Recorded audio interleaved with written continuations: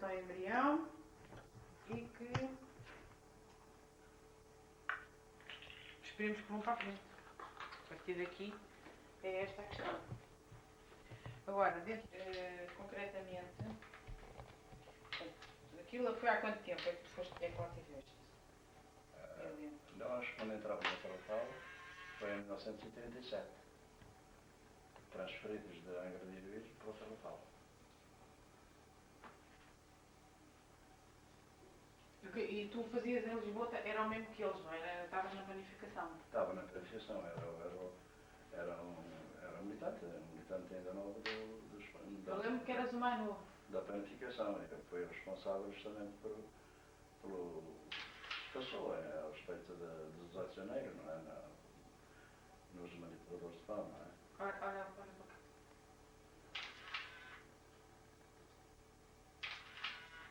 Eu acho que estas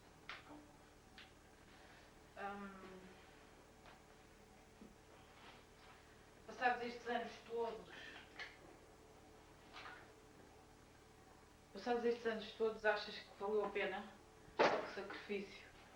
Eu acho que mereceu a pena, porque hoje o meu sangue faz parte das ideias que eu professo, de maneira que eu acho que todo esse sacrifício mereceu a pena.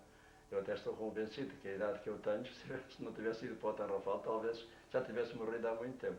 Criou em mim uma força de vontade tão grande, uma determinação tão grande na minha personalidade, que eu sempre que apareciam dificuldades, ou apareceram dificuldades através do tempo que decorreu desde o Tarrafal até agora, eu sempre criei uma força de vontade muito grande para resistir. Isto quer dizer que a aprovação, porque eu passei no Tarrafal, teve uma importância muito grande na minha determinação de vida, na minha maneira de ser, não é? Portanto, na tua opinião, foi positiva e não negativa? Absolutamente positiva, absolutamente positiva. Em vez de cortar as pernas, deu-te foi mais força, não é? Tens de falar de uma maneira talvez um bocadinho mais alta, porque eu tenho uma dificuldade um bocado grande. Em vez de certa maneira, de cortar as pernas ou de desencorajar, pronto, deu-te mais força. Desde que eu entrei no meu sindicato, foste para lá aqui convidado, e que andei no meu sindicato a aprender português, e que depois fui envolvido no problema do 18 de janeiro, da greve do 18 de janeiro, até agora, a minha vida foi sempre considerada absolutamente positiva. Eu não estou nada arrependido, nem nunca estive arrependido, mesmo nas horas mais difíceis da minha vida no Tarrafal, eu nunca estive arrependido das minhas ideias, daquilo que eu pensei que devia ser a transformação da sociedade portuguesa. Não é? Tu foste para lá concretamente por causa das tuas ideias, a pensar nos teus futuros filhos, pelos outros em geral, ou por causa de uma ideia assim vaga e abstrata sobre a liberdade? Ou só por causa de ti próprio? Eu era militante do meu sindicato, dos manipuladores de pão, e assisti em 1932 a um grande conflito que existia no meu sindicato entre os comunistas e os anarquistas. E eu, é claro, evidentemente que me inclinei sempre à Confederação Nacional do Trabalho, a CGT, quero dizer, e quando fui preso, eu estava absolutamente integrado no movimento libertário, não foi por defender os meus filhos, nem por defender os outros, é porque a questão social obrigava-me a mim a ter de tomar uma posição a favor dos trabalhadores, não é? Não foi uma questão pessoal, é uma questão coletiva da minha parte. Porque eu fazia parte do sindicato e eu tive que representar o sindicato na ação que naturalmente pretendia desenvolver. Tinhas 17 anos, não era? Quando foste para lá? Não, eu tinha 21 anos. 21. Mas eras o mais novo, tanto quanto eu me lembro. Eu era um dos mais novos. Dos mais novos foram presos naquela altura, não é? Hoje, quantos é que ainda estão vivos? Os militantes antigos dos manipuladores de pão, aqueles que tinham sido membros das juventudes sindicalistas e que eram realmente pessoas já formadas em ideias, etc., que faziam parte da CGT e outros viraram-se a favor dos comunistas, esses não quiseram participar no 18 de janeiro. Quem teve de assumir a responsabilidade foram pessoas novas, como eu, porque eles viraram as costas e não quiseram assumir a responsabilidade nenhuma, porque eu sabia muito bem que vinha daí uma grande trovoada que nos ia que nos ia abalar a todos nós. E foi o que sucedeu. Hoje, quantos é que ainda estão vivos do grupo dos anarcossindicalistas?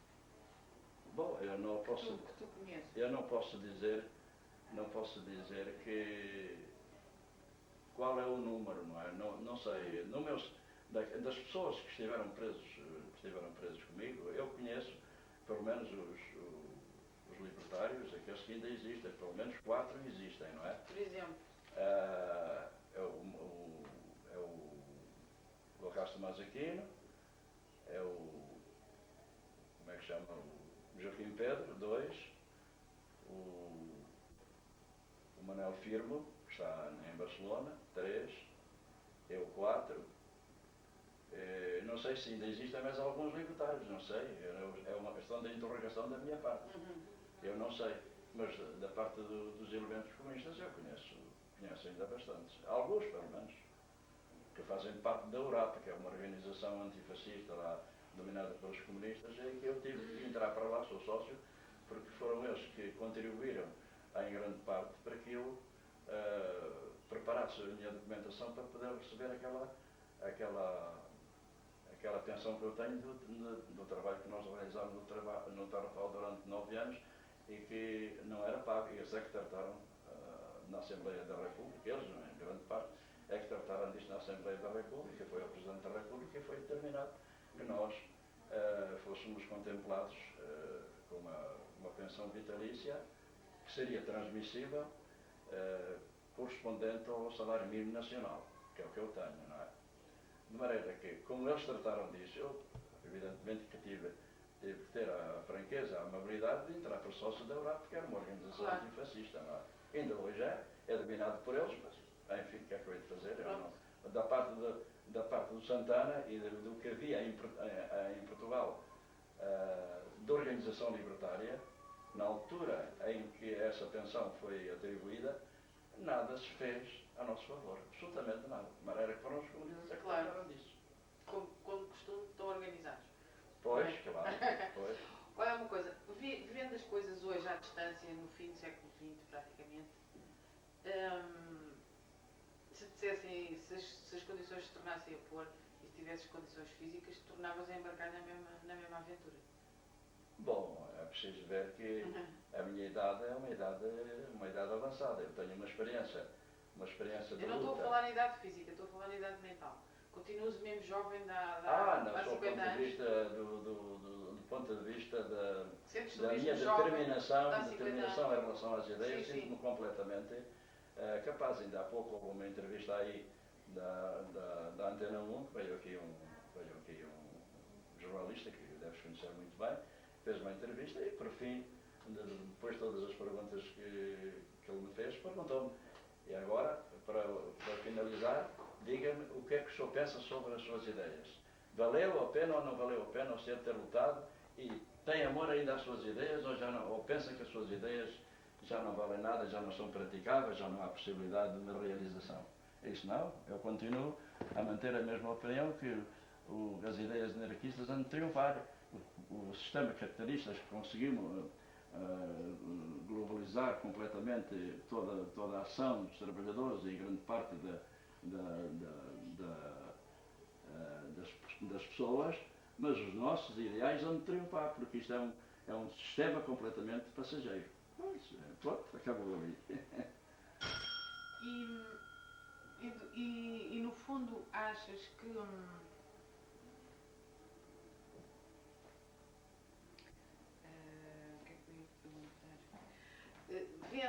vendo a realidade atual, numa sociedade consumista, imediatista, etc., que nós vivemos, achas que, de certa maneira, sentes-te traído ou sentes que não, numa certa irreverência e numa certa espontaneidade que os jovens hoje têm, que nós não tínhamos antigamente, que pelo menos o embrião da mensagem está lançado? Portanto, é isso que eu queria perguntar. Achas que existe realmente hoje, na sociedade atual, existe pelo menos uma uma amostra, enfim, da mensagem que tu quiseste deixar? Eu penso que as ideias libertárias que já são presentes. Embora não na sua total pureza, mas pelo menos existe alguma coisa portanto, na maneira como os jovens jogaram a vida, qualquer coisa que tem a ver com a anarquia. É isso que eu penso que as teorias lançadas mundialmente, libertárias, anarquistas, por todos os teóricos, desde o século XVII para cá, que cada dia mais confirmam as proposições feitas por esses teóricos, e que o capitalismo conseguiu, através do tempo que vai passando e da organização do próprio sistema capitalista, que conseguiu, enfim, assambarcar todas as influências que os trabalhadores tinham, de reclamações, etc. Eu penso que, apesar de todas desse conteúdo conseguido pelo capitalismo, as ideias, as propostas anteriormente lançadas à terra, as sementes lançadas à terra pelos teóricos libertários, continuam a ter projeção. Evidentemente que nós hoje temos que analisar a situação mundial numa perspectiva completamente diferente que se analisava anteriormente, porque os trabalhadores, evidentemente, estão hoje engaiolados numa situação completamente diferente. A própria juventude, enfim, lança a sua mensagem, mas muitos dos jovens não conseguem abarcar. Por exemplo, na minha opinião, não sei se estás de acordo, o descrédito e um certo ridículo que hoje em dia envolve a classe política é devido à semente lançada pelos anarquistas. O que é que achas sobre isso? Não, eu acho que os anarquistas não têm culpa absolutamente nenhuma da desorganização que existe mundialmente, do ponto de vista mental das pessoas. Só que o capitalismo conseguiu com esse consumismo, com essa maneira de levar as pessoas a gastar tudo quanto vão recebendo e, portanto, para que obtenham cada vez mais lucros as multinacionais e internacionais, evidentemente... Não era isso que eu estava a dizer. Eu estou a dizer por exemplo, as classes com poder e as classes políticas e o poder em geral, hoje em dia está rodeado não de uma aura de pessoas inatingíveis, mas de um certo ridículo que eu acho que veio das opiniões dos anarquistas. Não achas que eles contribuíram para isso? Para o descrédito do poder instituído, do poder dos políticos? Eu acho que os anarquistas não têm nada a ver com essa situação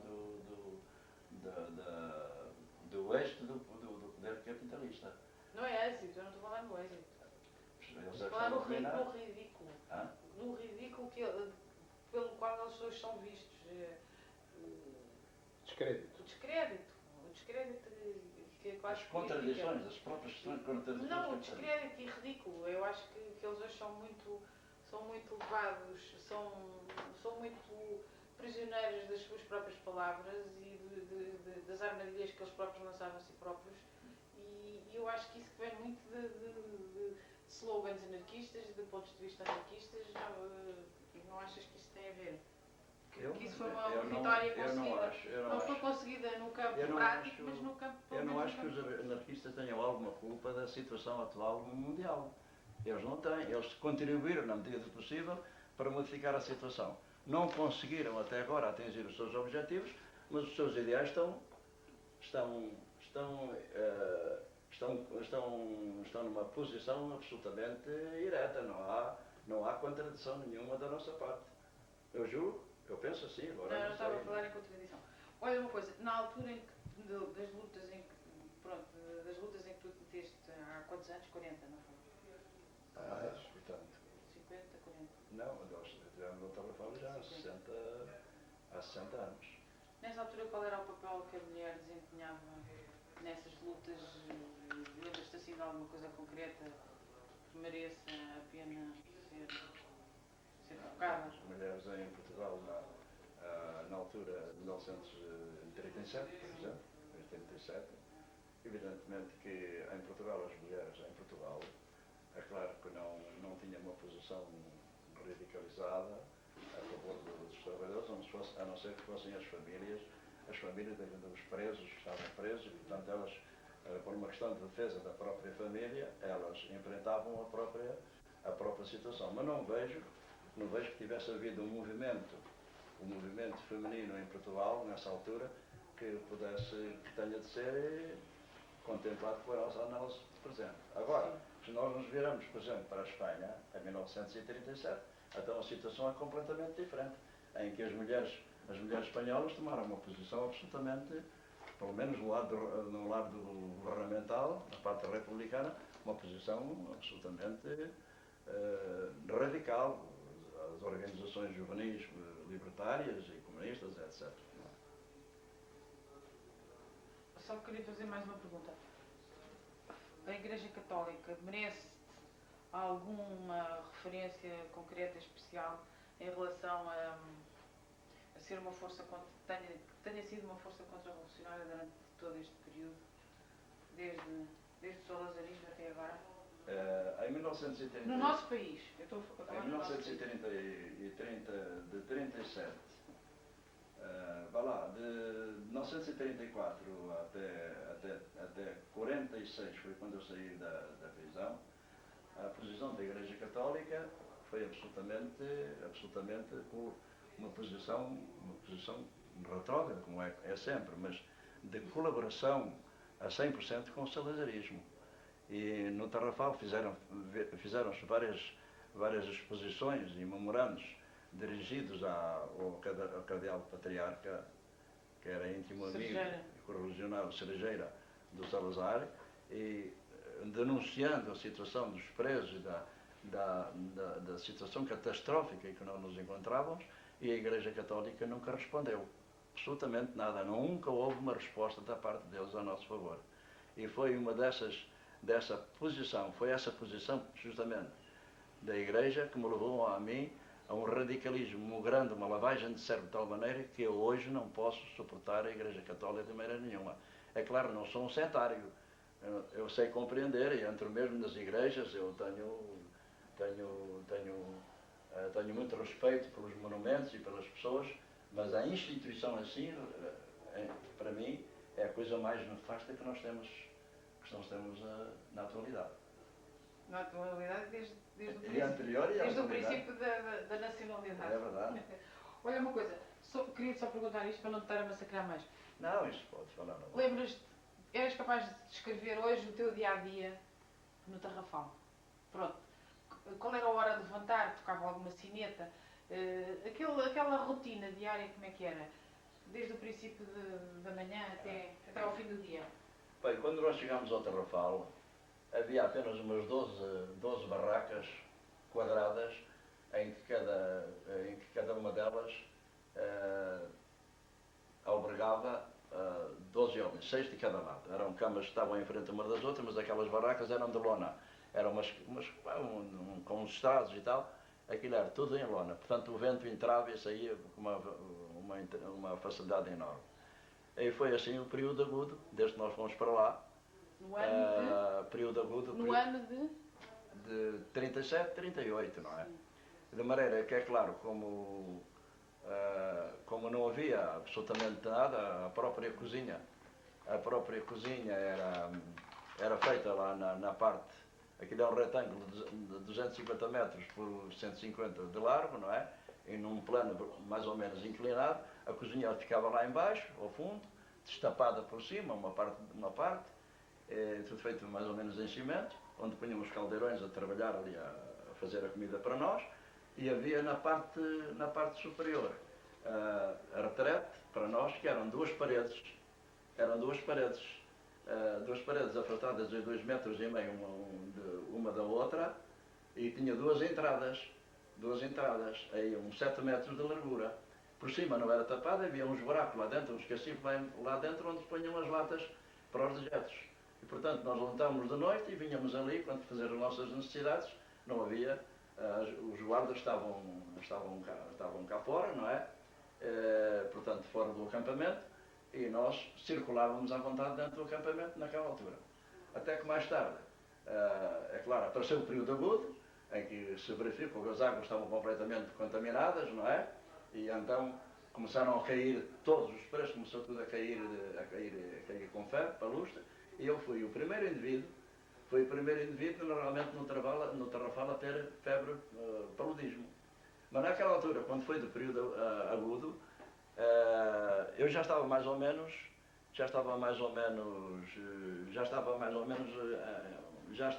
assim numa posição melhor, não é? E então começaram a cair todos os outros. E houve dois factos, um pelo menos naquela altura, um facto que se evidenciou na minha memória até hoje. Havia lá um camarada nosso, anarquista, que era ali de, como é que chama? De Leiria, António Marcelino Mesquita, um jovem estudante, uma cara muito simpática, um rapaz novo, muito ativo, muito bom, que foi envolvido no 8 de janeiro, foi preso, tinha 4 ou 5 anos de prisão, e o rapaz era muito fraco, ele padecia de asma, de maneira que caiu com a febre de uma tal maneira e com uma desinteria tão grande, que eu estava a ver que ele se ia embora, como foram alguns 5 ou 6 camaradas logo na altura morreram com desinterias. É claro, eu já estava um bocado melhor, todos os nossos camaradas da barraca estavam todos de molho, mas eu já estava mais ou menos em condições. E o rapaz pediu-me a mim para ir buscar a lata, porque nós tínhamos uma lata ali para urinar, não é? Daquelas latas da gasolina, daquelas 20 litros. E só ouvia, ele veio lá buscar a lata e tal. Eu ia buscar a lata, dava-lhe a lata, ele, coitado, tentava fazer qualquer coisa na lata, mas não vinha nada, eu agarrava na lata e eu levava lá a retrete. E andei assim, naquela noite, 14 vezes, eu contei, 14 vezes a ir à retrete para levar a lata, que não levava praticamente nada. Eu estava num estado tão mau, numa situação tão má, que outro dia de manhã, eu não sabia o que é que eu devia fazer para ver se eu conseguia comer, que eu não comia nada, não é? Aquela comida de feijão e de batatas, aquelas arrozadas que eles mandavam, etc. Eu não podia tragar aquilo de maneira nenhuma, nem café, nem nada. E havia pão em cima das mesas. O pão no Tarrafal foi realmente sempre bom, desde o princípio ao fim, porque era fabricado na vila e era bom pão. De maneira que as mesas estavam cheias de pão fora das barracas e os corpos andavam a picar o pão para levar para comerem, não é? Eu agarrei num pão daqueles que estavam mais limpos e, é claro, torrei o pão. Lembrei, porque eu tinha sido padeiro, e lembrei, fazia muitas vezes comida para mim, eu lembrei de fazer qualquer coisa para ele, fazer um caldo de farinha. De maneira que torrei o pão bem torrado, esmaguei o pão bem esmagado até fazer dele farinha e pus num tachinho a fazer aquele caldo de farinha e dei-lhe aquele caldo de farinha para ele. Não sei se foi com leite, se foi sem leite, porque leite havia naquela altura. De maneira que ele comeu aquele caldo de farinha, coitadinho, eu disse, bem, comes este caldo de farinha, que isto é pão, isto não te faz absolutamente mal nenhum, só te faz bem. Para fazer de cola, não é? E então ele comeu, começou-se a sentir um bocadinho melhor, eu continuei a fazer e conseguiu salvar-se e conseguiu dobrar a esquina, conseguiu vencer aquela dificuldade, até que mais tarde, quando eu, em 1973, vim a Portugal, depois de 24 anos de ter estado em África, e quis ter o prazer de ir ver o Jornal da República, que ele era lá encarregado, e fui lá procurá-lo, porque ele era tão meu amigo e tão bom camarada. Lá me disseram que ele estava na República e eu fui logo lá à República. Então, eu perguntei pelo Marcelino Mesquita, então disse, está ali. Então, podia chamar, faz favor. Chamaram-no, ele veio e olhou para mim e perguntou, então, o que é que deseja? E eu perguntei, não me conheces? Eu não conheço, sou o Abílio Gonçalves.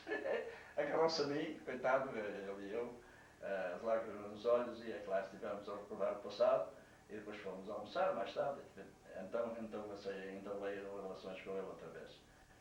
Morreu morreu agora uns anos depois, e tinha uma filha médica, e a senhora dele também era médica, eles tinham tirado um pulmão, mas ele viveu até já. A última vez A última vez que o vi foi na trasladação dos restos mortais dos nossos camaradas que estavam no Tarrafal, que vieram para Portugal. Foi uma homenagem muito grande que Em se que ano? fez. Em que ano? Bom, ainda não foi no tempo do salazarismo, mas não me recordo em que data foi. Foi mais organizado até pelos comunistas, etc. Aquilo, cada as ossadas dos nossos camaradas vinham em pequenas urnas e cada carreta levava uma urna, não era? Mas aquilo foi um espetáculo formidável desde do Palácio das Belas Artes até o Alto São João, e está lá o mausoléu onde tem as caixazinhas onde estão ali depositados os restos mortais dos nossos camaradas. E então foi dessa vez que eu vi o Marcelino Mesquita pela última vez, já muito combalido e tal, e mais tarde morreu e foi sepultado ali em Cascais, mas eu não tive a oportunidade de ir ao funeral dele. Vieira, queres fazer alguma pergunta? Não. E tinhas algum barco à espera? Bom, esperavas que vinha um barco, aquele barco que vinha à cidade da praia. Nós tomávamos conta do barco, coincidia justamente, tomávamos conta do barco e nós pensávamos depois iam para onde? Para o depois Brasil? íamos para a costa africana, para o Senegal, por exemplo, para depois, porque naquela altura havia a chamada Frente Popular e havia a possibilidade de nós não safarmos, não é? Mas na altura em que estávamos justamente preparados, era à meia-noite, estava tudo preparado, na cozinha, em todos os lados, mesmo junto o arame farpado, com a centenada comprada e tudo isso, com arames próprios, com alicates próprios para cortar os arames e tudo isso, abrem a porta principal do acampamento para vir pôr o feijão frado de molho ou grão de molho para o outro dia. Naquela altura verificaram aquilo uma bandada formidável, é claro, todos atropelados uns sobre os outros e tal, e foi tudo para o acampamento. Os guardas saltaram lá, todos em falda, de camisa, de qualquer maneira e tal. É claro, quando eles chegaram ao acampamento estava tudo completamente sossegado. Mandaram sair toda a gente das barracas e mandaram-nos formar em fila indiana. Tínhamos metralhadoras lá em frente, lá no talude, já viradas para nós. E, é claro, eu não sabia qual seria o nosso fim, se era para nos liquidar, se era para fazer a contagem. E então, aquilo foi para nos contar. Foi dali que eles levaram uma série de elementos nossos, o Mário Castelhano e muitos outros, comunistas, etc., para a frigideira, e estiveram na frigideira há uns 15 ou 20 dias, depois de terem sido bastante espancados, etc. E ficou assim. É claro que a fuga do Tarrafal foi isto mesmo. O vosso relacionamento com os guardas, humanamente falando, conseguiram convencer alguns deles das vossas ideias? Por exemplo? Os guardas... eram pessoas que vocês viam todos os dias? Ao princípio era a Guarda Republicana, e depois da Guarda Republicana veio a polícia. A polícia esteve lá a polícia durante algum tempo. A Polícia de Segurança Pública já eram mais suaves. E depois da Polícia de Segurança Pública vieram então os guardas privativos prisionais, como tem nas outras prisões. Portanto, aqueles guardas eram guardas já preparados profissionais, para lidar connosco. Não é a mesma coisa que os presos políticos, não eram indivíduos que já tinham, enfim, eram indivíduos que tinham feito fretes à situação, eram bufos, etc, etc. Claro. E de maneira que esses indivíduos eram piores para nós, evidente, muito, muito piores. De maneira que nós tivemos, em relação a esses guardas, a oportunidade de ter umas boas relações com dois irmãos que eram guardas. Eu não tinha essas relações, foi alguém lá do acampamento, pessoas responsáveis, que esses dois guardas fizeram algum serviço a nosso favor, chamados Gonzagas. Eram dois rapazes. Primeiro era muito difícil de contactar com eles, mas foram trabalhados de uma tal maneira que davam informações, às vezes, para fora, e a gente não tinha informações com ninguém. Durante 12 anos, durante aqueles 9 anos que estivemos no Tarrafal, nunca tivemos a visita de ninguém. Mesmo quando estivemos presos, durante 12 anos, nunca tivemos contacto com as famílias após de termos ido para a Angra de Heroísmo. Estivemos lá alguns 26 meses, antes de ir para o Tarrafal. Foi assim. Muito mais haveria que contar, não é? Há muito mais que contar. Há muita coisa para contar. Temos que continuar outro dia. Há muita coisa para contar. Está bem, obrigado. Tudo depende das perguntas que sejam feitas em relação à nossa vida A Fernanda falou-me há bocado fez uma pergunta que eu não consegui responder, porque me esqueci, que é os horários, etc. A nossa O dia-a-dia, o que é que não, era o dia-a-dia? não, o dia-a-dia era... Por exemplo, tocava uma sineta, tinham todos que se levantar. Havia as assim? oficinas de serralharia, de carpintaria, havia os barbeiros, que trabalhavam, pessoas que eram dessas profissões, e aqueles que não tinham essas profissões trabalhavam, em geral, em todos os serviços exteriores, para fazer limpezas aqui e ali, e muitas vezes a fazer até serviços que não eram serviços, era só para nos fazer trabalhar.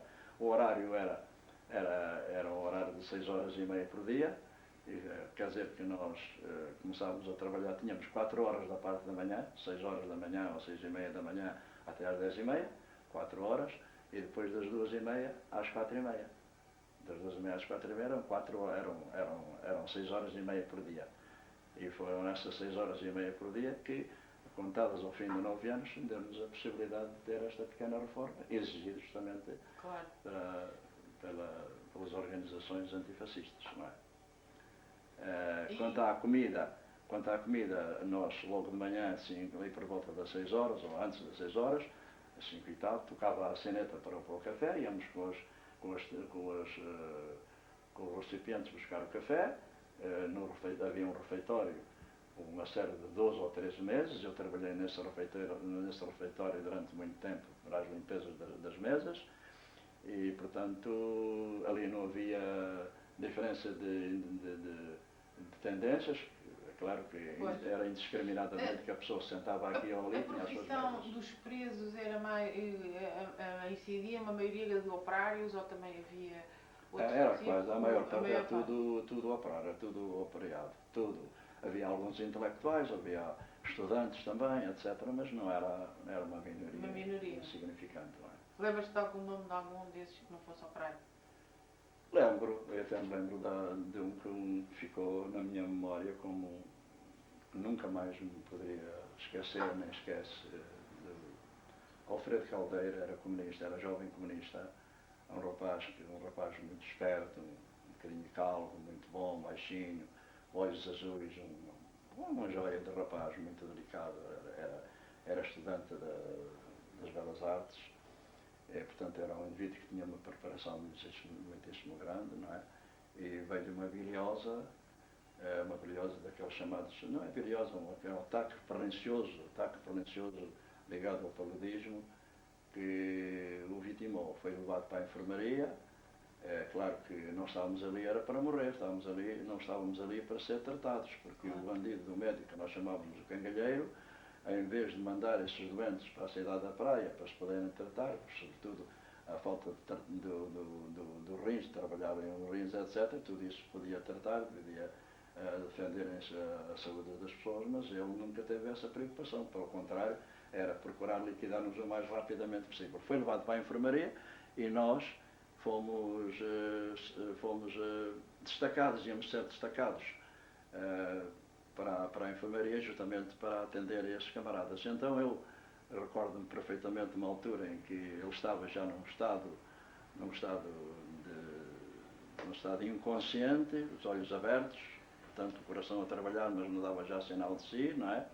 E nós, com um cartãozinho que nós arranjávamos, a abanar-lhe justamente a cara, para que as moscas não pudessem poisar na cara dele, porque eram aos montes, não é? Entravam por aquelas janelas, tudo aquilo infeccionado, e é claro, essa situação em que eu vi o Alfredo Caldeira naquela altura e eu estar a abanar-lhe, a tirar-lhe as moscas numa situação absolutamente incompreensível, aquilo revoltou-me de uma tal maneira que eu nunca mais pude esquecer essa situação. Ao mesmo tempo que se verificou, que estava a verificar isso, o médico vai, dá a volta na enfermaria lá dentro, vai lá fazer a sua visita habitual, sem dar absolutamente nada, que era só de proforma, atirou com o cigarro para fora, estava a fumar, atirou com o cigarro pela janela fora, metade do cigarro, e eu dei um bocadinho, vejo, depois do médico se ter ido embora, vejo um elemento comunista, um rapaz muito delicado e até bom rapaz, e vai apanhar aquele cigarro para fumar. Isto significa que o vício é de tal maneira que ele não teve dúvidas em aproveitar aquele cigarro que aquele bandido acabou por deitar fora. Como é que se chamava o médico, lembras-te? Era o Pais Pratas, era, como é que não sei o que, Pratas, ainda era primo do Salazar. Chegou a estar preso, parece no 25 de Abril, chegou a estar preso, mas deram-lhe a fuga, fugiu hoje, não sei se morreu, se não morreu. Era um grande bandido. Só mais uma pergunta. Contactos com a população da ilha, vocês nunca viram Não, ninguém? a gente não tinha contato com a população. Nem as mulheres, nem as crianças, nem raparigas, nem homens, nada? Nós, antes de proceder à feitura da vala, porque a vala foi feita em todo... Para vos isolar da população, não era? Pois a vala começou a ser feita por nós. Mas como há 2 por 3 caiu tudo com febre e já não havia possibilidade de continuarem os presos a fazer aquilo, eles tiveram a mandar fazer a vala por outras pessoas. Antes da vala ser feita, só a gente via a parte exterior do acampamento, porque havia só o arame farpado. É perto e, portanto, da praia. as pessoas É a 1 quilómetro da praia, mas havia uma estrada que passava na parte norte do acampamento para a vila de Tarrafal.